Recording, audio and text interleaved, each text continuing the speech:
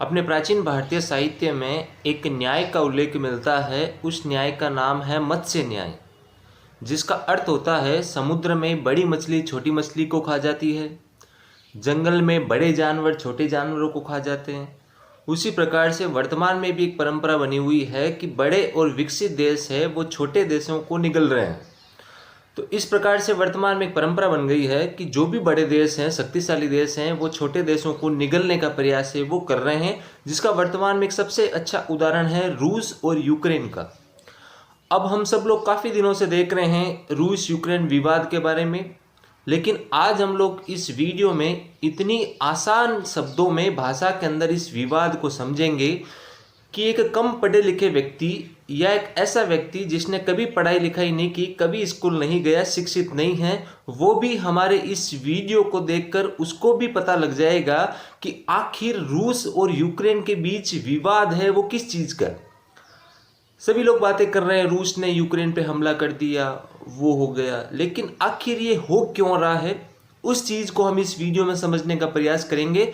तो अभी आप सब लोग देख सकते हैं कि रूस यूक्रेन के बीच में एक बहुत बड़ा विवाद चल रहा है जिसने युद्ध का लगभग रूप ले लिया है।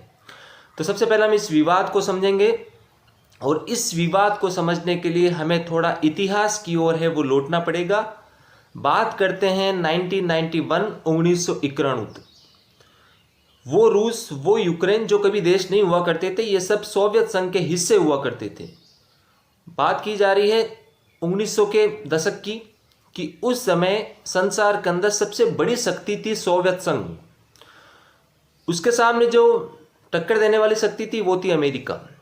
यानी दो संसार के अंदर प्रमुख गुट थे 1900 के दशक के अंदर, एक था सोवियत संघ, दूसरा उसके सामने वाला गुट था अमेरिका। सोवियत संघ जिसकी विचारधारा थी साम्यवादी और अमेरिका जिसकी विचारधारा है पूंजीवादी। बाद में शीत युद्ध कोल्ड वॉर के कारण 1991 के अंदर सोवियत संघ के टुकड़े हो गए और उसी सोवियत संघ के जब टुकड़े हुए 1991 के अंदर तो 15 देश अलग अलग हो गए, टुकड़े होके 15 देश बने थे, जिसके अंदर एक सबसे बड़ा देश था रूस और यूक्रेन भी सोवियत संघ के टुकड़े होके बना है। यानी रूस यूक्रेन ये सब आपस में हम इनको भाई कह सकते हैं, रूस बड़ा भाई है, यूक्रेन छोटा भाई है। लेकिन अभी ये विवाद क्यों चल रहा है? क्योंकि जो पश्चिमी देश हैं, विशेषकर अमेरिका, अभी वर्तमान में आपको पता होगा कि संसार में विकसित देशों की श्रेणी के अंदर या जिसका विश्व में प्रभाव माना जाता है वो है अमेरिका। वो रूस को घेरने की नीति बना रहा है और इसीलिए जो रूस का एक छोटा सा हिस्सा जिसको कह सकते हैं यूक्रेन, रूस का छोटा भाई है, यूक्रेन को अपने प्रभाव में लाने का प्रयास कर रहे हैं। अब सबसे बड़ी भूमिका एक संगठन की आती है जिसका नाम है नाटो। आप न्यूज़ चैनल पर आपने सुना होगा नाटो। नाटो है क्या? नाटो एक मिलिट्री संगठन है 30 देशों का, जिसका नेतृत्व लगभग अमेरिका जैसे देश कर रहे हैं, जर्मनी जैसे, पोलैंड, फ्रांस जैसे देश है उस नाटो संगठन का क्या कर रहे हैं, नेतृत्व कर रहे हैं। तो अभी जो लड़ाई है वो फ्रांस है। सही, ये लड़ाई देखें तो ये लड़ाई रूस और नाटो के बीच है। रूस नहीं चाहता क्योंकि जो उसका छोटा भाई यूक्रेन है वो क्या है, अमेरिका के प्रभाव में आना उसने शुरू कर दिया है और यूक्रेन चाहता है कि हम नाटो की सदस्यता मैं ले लूँ। नाटो के अंदर 30 देश हैं जो मिलिट्री संगठन चलाते हैं और रूस और नाटो की शुरू से ही जो 36 का आंकड़ा है वो रहा है, विशेषकर यूरोपीय यूनियन, अमेरिका और नाटो से। तो यूक्रेन चाहता है कि मैं नाटो की सदस्यता ले लूँ, मैं अमेरिका के प्रभाव में आ जाऊँ, लेकिन रूस कभी नहीं चाहता क्योंकि यूक्रेन और रूस का जो हजारों किलोमीटर लंबा बॉर्डर आपस में लगता है, अगर यूक्रेन नाटो की सदस्यता ग्रहण कर लेता है तो एक दिन ऐसा होगा कि नाटो और अमेरिका की सेनाएं हैं वो रूस के बॉर्डर पे खड़ी मिलेगी। जब वो यूक्रेन में आएगी सेनाएं किसी समय अपने युद्ध अभ्यास के लिए, अभी तो नहीं भेज रहा, अभी तो वो अमेरिका या नाटो ये सिर्फ बयानबाजी कर रहे हैं, हकीकत में यूक्रेन की सहायता नहीं कर रहे हैं। लेकिन ये यूक्रेन अगर सदस्य बन जाता है नाटो का तो एक टाइम रूस की सुरक्षा को खतरा उत्पन्न हो सकता है। तो ये रूस इतना बड़ा कार्रवाई क्यों कर रहा है? अपनी सुरक्षा के लिए कर रहा है। सबसे पहले चीज़ कि भाई जो यूक्रेन है, अगर इसने नाटो की सदस्यता ग्रहण कर ली, अमेरिका के प्रभाव में आ गया, तो अमेरिका नाटो की सेनाएं यूक्रेन में पहुंचेगी और इससे रूस की सुरक्षा को खतरा उत्पन्न होगा। क्योंकि ये जो लड़ाई हो रही है सब चारों ओर, ये सब संसार के अंदर अपना प्रभाव जमाने के लिए हो रही है। अभी प्रभाव अमेरिका का है, रूस चाहता है हमारा भी प्रभाव हो। वैसे रूस भी एक बहुत बड़ा शक्तिशाली देश है। दूसरी लड़ाई है यूक्रेन के अंदर कई प्रकार के नेचुरल सोर्स मौजूद है, जैसे कोयला, पेट्रोलियम, प्राकृतिक गैस, उसकी लड़ाई। अमेरिका चाहता है कि मैं यूक्रेन के जो प्राकृतिक रिसोर्सेज है, नेचुरल रिसोर्सेज, कोयला, पेट्रोलियम, उसके ऊपर मैं कब्जा करके मैं इनको हड़प लूँ। रूस चाहता है नहीं, ये तो हमारे सोवियत संघ से अलग होकर देश बना था, हमारा छोटा भाई, इसके ऊपर हमारा अधिकार है। तो ये कुल मिला के लड़ाई है, विश्व में प्रभाव जमाने की लड़ाई है। नाटो ने और अमेरिका ने यूक्रेन को आश्वासन दिया था कि रूस अगर आपके ऊपर हमला करेगा तो हम आपके बचाव के अंदर अपनी सेनाएं भेजेंगे, लेकिन ऐसा बिल्कुल नहीं हुआ। ना तो अमेरिका ने अपनी सेनाएं भेजी, ना नाटो ने भेजी। नाटो एक संगठन है 30 देशों का। तो रूस लगातार यूक्रेन के ऊपर हमला कर रहा है और अमेरिका जैसे विकसित देश और नाटो जैसे बड़े संगठन हैं वो केवल टीवी पे आके बयानबाजी कर रहे हैं कि रूस गलत कर रहा है, लेकिन यूक्रेन की किसी प्रकार की सहायता नहीं कर रहे हैं। तो ये एक प्रकार का मत्स्य न्याय है। शक्तिशाली देश बड़े देश छोटे देशों को निगलने का प्रयास कर रहे हैं। इससे हम भी कुछ बड़ी बातें सीख सकते हैं। पहले सबसे बड़ी बात यह है कि वर्तमान में संसार में जो छोटा देश होगा, जो कमज़ोर देश होगा, उसको बचाने वाला कोई नहीं है। हम लोग सब किताबों में पढ़ते हैं, सुनते हैं कि संसार का एक बहुत बड़ा संगठन बना हुआ है संयुक्त राष्ट्र संघ, यूएनओ, जो छोटे देशों की सहायता करता है, छोटे देशों की रक्षा करता है, विश्व में शांति सुरक्षा बनाए रखता है। अभी वो कहाँ गया संयुक्त राष्ट्र संघ? इसके अलावा G7, G8, सार्क, कई प्रकार के संगठन बने हुए हैं जो छोटे देशों की रक्षा करने का वादा करते हैं। अभी वो संगठन कहाँ है? तो सबसे पहली बड़ी सीख हमारे लिए ये होती है कि हमें हमेशा अपने देश को विकसित करने का प्रयास करना चाहिए, क्योंकि अगर अपना देश कमज़ोर होगा, छोटा होगा, तो कोई बड़ा शक्तिशाली देश अपने देश पे भी कब्जा करने का प्रयास करेगा। आज अमेरिका कह रहा है कि रूस यूक्रेन पर कब्जा करने का प्रयास कर रहा है, वही अमेरिका ने खुद इराक के ऊपर कब्जा किया था। यानी इन जो बड़े देशों की कथनी और करनी के अंदर बहुत बड़ा अंतर है। अगर इस विवाद को हम ऐसे भी समझ सकते हैं कि एक छोटे भाई और बड़े भाई की लड़ाई है, जिसके अंदर जो पड़ोसी है वो अपना इंटरफेयर करके मजे ले रहा है। यहाँ बड़ा भाई रूस है, छोटा भाई यूक्रेन है और पड़ोसी है अमेरिका। तो क्या बड़ा भाई चाहेगा क्या कि मेरे दो भाइयों के बीच के अंदर विवाद के अंदर कोई तीसरा आके हस्तक्षेप करे? आप चाहोगे क्या? अगर आपके और आपके भाई को आपस में, आपके और आपके भाई के बीच में कोई भी विवाद है, तो क्या आप चाहेंगे क्या कि तीसरा आके आपके विवाद के अंदर हस्तक्षेप करे?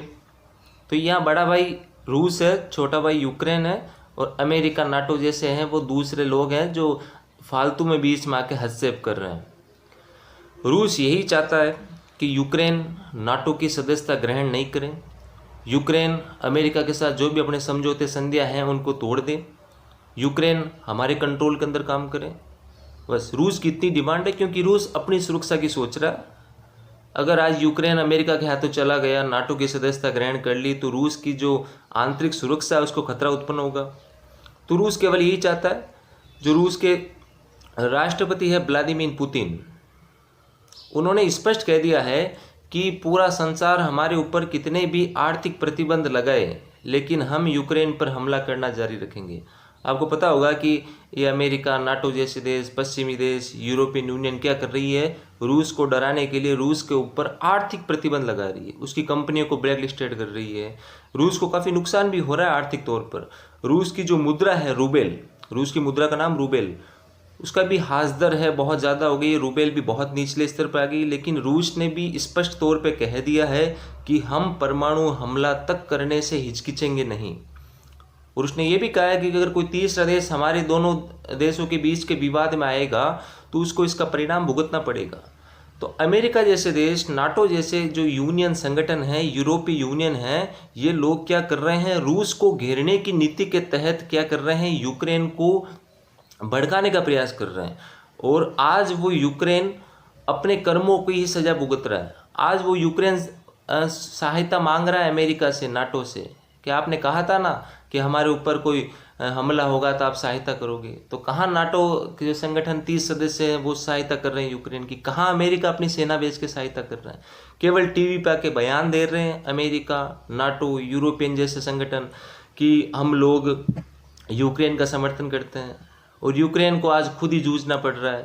यूक्रेन के जो राष्ट्रपति जेलेंस्की की सबसे बड़ी बात यह है कि अभी तक वो अपने देश के अंदर मौजूद है। बाकी आपने देखा होगा कि जब तालिबान ने अफगानिस्तान के ऊपर कब्जा किया तो अफगानिस्तान के राष्ट्रपति है वहाँ से भाग गए थे, लेकिन यूक्रेन के जो राष्ट्रपति जेलेंस्की जो किसी समय में एक बहुत बड़े कॉमेडियन थे, एक्टर थे, वो भी राष्ट्रपति हैं और वो अभी तक यूक्रेन के अंदर टिके हुए हैं। ये एक उनकी वीरता साहस को परिचय देखा जा सकता है। लेकिन रूस एक बड़ा शक्तिशाली देश, आने वाले दिनों के अंदर रूस का बिल्कुल कब्जा हो जाएगा यूक्रेन के ऊपर। और बाकी के देशों ने जो रूस के ऊपर आर्थिक प्रतिबंध लगाए हैं वो कुछ ऐसे ही दिखाने के लिए लगाए हैं, क्योंकि बाकी के देशों को भी पता है कि रूस है वो खुद बहुत बड़ा एक शक्तिशाली देश है। तो ये जो पूरा विवाद है रूस यूक्रेन का विवाद, ये सिर्फ दो भाइयों की लड़ाई है, क्योंकि रूस यूक्रेन ये सब सोवियत संघ के टुकड़े होकर 1991 में अलग अलग देश बने थे। बस बड़ा भाई यही चाहता है कि मेरा छोटा भाई है वो कुछ लोगों की गलत संगत में पड़ गया है, उसको मैं गलत संगत से कैसे निकालूं, और वो गलत लोग हैं अमेरिका, नाटो जैसे संगठन देश। अब आपको भी ये विवाद मेरे हिसाब से लगभग समझ में आया होगा। और आपको क्या लगता है, आप किसका समर्थन करते हैं, रूस का करते हैं, यूक्रेन का करते हैं? तो कमेंट करके ज़रूर बताइएगा इस वीडियो के अंत में। नीचे कमेंट का जो ऑप्शन है दे रखा है कि आप किसका समर्थन करते हैं, रूस का या यूक्रेन का। हालांकि एक अंतर्राष्ट्रीय मामला है, अपने देश का मामला नहीं है, लेकिन आपको ये जो विवाद समझ में आया तो आपके हिसाब से कौन सही है, रूस सही है या यूक्रेन सही है? अब अमेरिका जैसे देश जो अपना स्वार्थ सबसे ज़्यादा देखते हैं और यूक्रेन को उन्होंने बुरी तरीके से रूस के युद्ध में फंसा दिया है।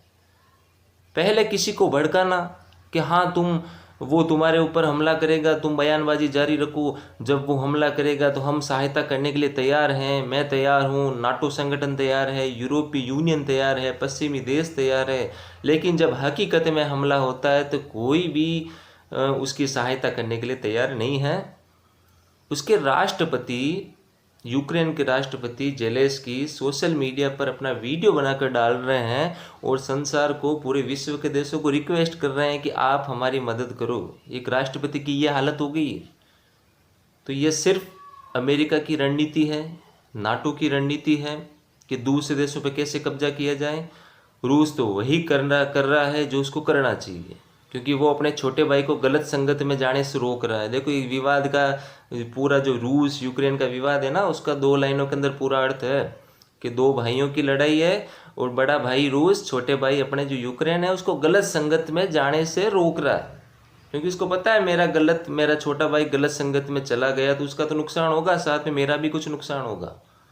और गलत संगत अमेरिका जैसे, नाटो जैसे संगठन है। तो एक बात भी हमें ये सबक के तौर पे, देखो पहली बात तो सबक के तौर पे हमें ये लेनी चाहिए कि अगर कोई छोटा देश है, कमज़ोर देश है, तो उसकी सहायता करने वाला इस संसार में तो कोई नहीं है। आप देख सकते हो अफगानिस्तान के ऊपर कब्जा हुआ, इराक के ऊपर कब्जा हुआ और बहुत जल्द यूक्रेन के ऊपर रूस का कब्जा हो जाएगा। दूसरी बात है कि अगर किसी देश की सैन्य शक्ति कमज़ोर है तो भी उसको बचाने वाला कोई नहीं है। संसार में कई संगठन केवल दिखावे के लिए बने हुए हैं। संयुक्त राष्ट्र संघ सबसे बड़ा संगठन बना हुआ है, लेकिन वो अभी कहाँ है वर्तमान में। अगर आपने किसी देश के साथ संधि कर ली, समझौता कर लिया, तो वो भी इस समय काम आने वाले नहीं हैं। तीसरा सबसे बड़ा सबक हमेशा हमें ये लेना चाहिए कि अपने देश का नेतृत्व अच्छे व्यक्ति के हाथ में होना चाहिए। अगर अपने देश का नेतृत्व अच्छे व्यक्ति के हाथ में होगा तो हमारे देश के साथ कभी ऐसी नौबत नहीं आएगी। तो अपने देश का जो भी नेतृत्व है उसके नेतृत्वकर्ता को हमें मजबूत बनाना चाहिए। और सबसे बड़ी बात है कि अभी देख लो रूस यूक्रेन के विवाद में यूक्रेन किससे मदद मांग रहा है? भारत से मदद मांग रहा है। यानी एक हमारे देश की रेपुटेशन अंतर्राष्ट्रीय मामलों में इतनी ज़्यादा है कि 2 देशों के विवाद में एक देश हमसे मदद मांग रहा है कि आप बीच में आओ, हमारे विवाद को रुकवाओ। यानी आप भारत की रेपुटेशन अंतर्राष्ट्रीय मामलों में, इंटरनेशनल जो रिलेशनशिप है अदर कंट्रीज़ के साथ, उनमें आप देख सकते हैं कि यूक्रेन भारत को आके कह रहा है कि आप हमारे बीच में आओ और इस विवाद को रुकवाओ। लेकिन भारत सरकार का स्टैंड अभी कुछ अलग है, क्योंकि हमें हमारा जो प्रॉफिट लॉस सब कुछ देख के निर्णय लेना है। आने वाले एक बहुत जल्द वीडियो आने वाला है, हम लोग इसके ऊपर भी एक वीडियो बनाने वाले हैं कि आखिर भारत सरकार है वो रूस यूक्रेन विवाद में अपने आप को थोड़ा अलग क्यों रख रही है और यूक्रेन का सपोर्ट भारत सरकार क्यों नहीं कर रही है। हालांकि भारत सरकार ने तो रूस का सपोर्ट भी नहीं किया, लेकिन इनडायरेक्टली रूप से भारत सरकार रूस का सपोर्ट कर रही है, अपने स्टेटमेंट में जारी नहीं किया है। तो ये भारत सरकार अपने आप को तटस्थता की नीति पे क्यों रख रही है। तटस्थता की नीति थी पंडित जवाहरलाल नेहरू की, जो अपने देश के फर्स्ट प्राइम मिनिस्टर थे अपने देश के। तो अभी भी भारत सरकार वो तटस्थता की नीति क्यों अपना रही है, उसके ऊपर भी बहुत जल्द अपना वीडियो आने वाला है। तो मित्रों, उम्मीद करता हूँ इस वीडियो में आपको बिल्कुल स्पष्ट शब्दों में रूस यूक्रेन का विवाद समझ में आ गया होगा कि बड़ी मछली छोटे मछलियों को खाने वाली है और संसार के अंदर अभी यही परंपरा चलने वाली है कि बड़े देश, विकसित देश, छोटे देश, कमजोर देशों के ऊपर धीरे धीरे कब्जा करने वाले हैं और बाकी पूरी दुनिया के देश ये तमाशा देखेंगे। सभी देश टीवी पे आके अपना स्टेटमेंट जारी करते हैं, लेकिन उसको रोकने का प्रयास नहीं करते। उसके पीछे कई कारण हो सकते हैं। जैसे अभी रूस को रोकने का प्रयास कोई नहीं कर रहा, क्योंकि रूस ने खुलेआम धमकी दी है कि हम परमाणु हमला तक कर देंगे, अगर हमारे बीच के अंदर कोई दूसरा देश आया तो उसको भी नहीं छोड़ेंगे। तो सबसे पहले अपने देश को मजबूत बनाइए, अपने देश के नेतृत्व को मजबूत बनाइए। कोई भी देश है, चाहे अपने देश की बात नहीं कर रहा, मैं हर देश के नागरिकों को कहना चाहता हूँ, सबसे पहले अपने देश को मजबूत बनाइए। उसके बाद में अपने देश का जो नेतृत्व कर रहे हैं उन लोगों को मजबूत बनाइए, ताकि कल परसों हमारे देश के साथ कोई बड़ा देश, विकसित देश ऐसी घटना करने की हिम्मत नहीं कर सके। जैसे अभी वर्तमान में भारत सरकार की बात करें, भारत की बात करें, तो भारत खुद एक विकसित देशों की श्रेणी के अंदर आके खड़ा है। अमेरिका जैसे देश चाहते हैं कि जिंदगी भर हमारा प्रभाव रहे, रूस चाहता है नहीं हम भी प्रभाव में हैं, चीन अपनी अलग ही राजनीति कर रहा है, लेकिन भारत सरकार अपना इतना अच्छा जो विदेश नीति फॉरेनर कंट्रीज पे कर रही है कि भारत सरकार को विवाद सुलझाने के लिए बुलाया जा रहा है। तो उम्मीद करता हूँ मित्रों ये आपको विवाद बहुत अच्छी आसान भाषा में समझ में आ गया होगा। केवल 2 लाइनों का विवाद है, बड़े भाई छोटे भाई की लड़ाई है और कोई पड़ोसी तीसरा है वो उसके अंदर इंटरफेयर कर रहा है, तो बड़ा भाई चाहता है कि तीसरा इंटरफेयर नहीं करे। बड़ा भाई छोटे भाई को गलत संगत से निकालने का प्रयास कर रहा है कि मेरा छोटा भाई गलत संगत में पड़ गया, उसको मैं कैसे निकालूं। तो पुराना इतिहास था सोवियत संघ का। 1991 में जब सोवियत संघ के टुकड़े हुए तो सबसे 15 देश अलग अलग बने थे टुकड़े होके, जिनमें सबसे बड़ा देश था रूस और यूक्रेन भी उसके अंदर देश था। तो इसलिए दोनों क्या हो गए, भाई हो गए। और अमेरिका जैसे देश, नाटो जैसे, यूरोपीय यूनियन क्या कर रही है कि रूस को घेरने के लिए यूक्रेन को ये भड़काने का प्रयास, यूक्रेन के माध्यम से वो लोग क्या करते हैं, रूस को घेरने का प्रयास, क्योंकि रूस भी एक बहुत बड़ा शक्तिशाली देश है। तो बहुत जल्द मित्रों हमारा इसके ऊपर भी एक वीडियो आने वाला है कि भारत सरकार का क्या स्टैंड है रूस यूक्रेन के विवाद में। तो उम्मीद करता हूँ मित्रों इस वीडियो में आपको जो जानकारी मिली अच्छी लगी होगी। अगर अच्छी लगी तो हमारे इस वीडियो को लाइक करें, शेयर करें और हमारे इस चैनल को सब्सक्राइब करें। बहुत जल्द हम लोग मिलते हैं एक नए वीडियो के साथ।